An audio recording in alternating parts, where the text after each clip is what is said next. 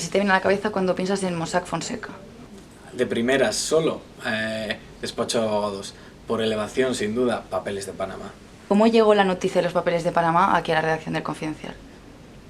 Bueno, el Confi pudo participar en esta investigación a escala mundial gracias a la relación que venía manteniendo con el ICIG, que es un organismo internacional de periodismo de investigación, gracias al cual nos habíamos convertido en el medio de referencia, por decirlo así, para España. Todo se remonta a 3-4 años antes, donde empezamos a publicar informaciones referidas a investigaciones sobre paraísos fiscales. Empezamos a trabajar porque ya habíamos construido una relación con ellos y sabíamos cuál era su metodología.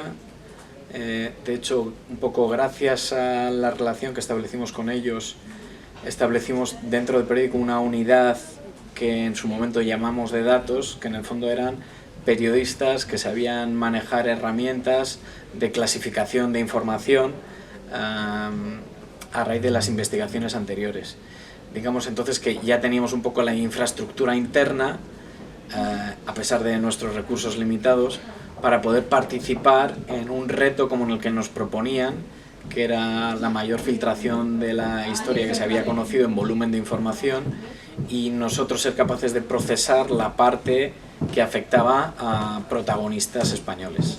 No hubo dudas respecto a la posibilidad de embarcarse en ese reto apasionante, y hubo menos dudas cuando conocimos la identidad de muchos de los protagonistas españoles que estaban implicados. Desde el punto de vista de la ética, ¿cómo valoras este trabajo y todo lo que supuso después de la opinión pública? ¿Qué es lo que supuso los papeles de Panamá? Mira, es una pregunta que en ocasiones nos hacen desde fuera y que incluso nosotros mismos nos hicimos, y que ahora podríamos establecer cierto paralelismo con lo que pasa con Villarejo, o los papeles de Villarejo, y es que el origen presuntamente ilícito de la información puede contaminar o condicionar el resultado del trabajo periodístico. Pero no es así, es decir, al final ya sé, era por el paralelismo de la lista Falciani, no con los papeles de Panamá. Es decir, que en el caso de Falciani es un señor que roba una base de datos, se termina entregando a la justicia y pone a disposición de terceros el contenido de esa base de datos. En este caso hay igual una base de datos que alguien consigue y que cede a un tercero, como es el ICIG, para que terceros como nosotros hagamos el trabajo periodístico. Por lo tanto, lo que quería decirte es que el trabajo periodístico responde a los cánones que exigiríamos como ciudadanos para cualquier otra información. Es decir, comprobamos que la información que hay en esa base de datos es real, lo chequeamos, hablamos con las partes implicadas y publicamos en función de la relevancia de las personas implicadas. Por lo tanto, digamos que lo que depende de nuestro trabajo se ajusta deontológicamente a todos los cánones que entendemos por buena práctica de la profesión. Por lo tanto, absolutamente a favor de que la fuente sea anónima o salvaguardar el anonimato de la fuente. De hecho, a raíz de la vinculación con ICIG, nosotros habilitamos una plataforma para que terceros puedan ofrecer información al Confidencial en el que garantizamos preservar su anonimato. ¿Y os llegaron más informaciones de ese estilo después de los papeles de Panamá? Sí. Algunas de las informaciones que hemos publicado han llegado por ese buzón o ese canal. De hecho, una de ellas fue, y no sé si lo hemos comentado públicamente, pero la información que publicamos del que fue breve ministro de Cultura con el primer gobierno de Pedro Sánchez, Máxim Huertas. Máxim Huerta, la información nos llegó por el canal por el canal de información anónima que habilitamos a raíz de nuestra participación en los papeles de Panamá. Pero al final es como todo, alguien te pone sobre la pista, o sea, no ocurre siempre, pero en ocasiones es un tercero el que te pone sobre la pista y te ayuda a que tú llames a las puertas adecuadas para poder chequear la prueba germinal que él te ha descubierto.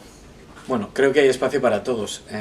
Cada actor, por decirlo así, tiene que desempeñar su papel dentro del show del que formamos parte, y lógicamente la función pública, los organismos públicos tienen su cometido, su sentido y sus canales de actuación, y la prensa y el papel que desempeña no tienen por qué entrar en colisión.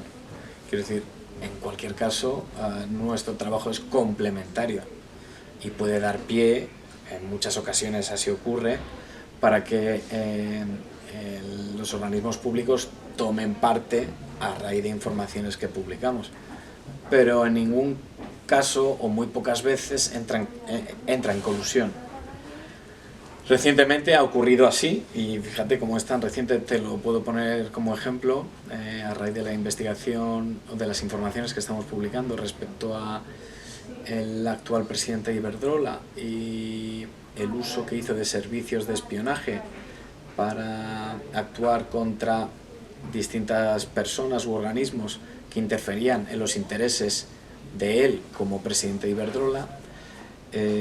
La Fiscalía ha requerido al juez la prohibición de publicaciones vinculadas al caso, porque está siendo parte de una pieza judicial, de una de las muchas que hay de la macrocausa en torno a Villarejo.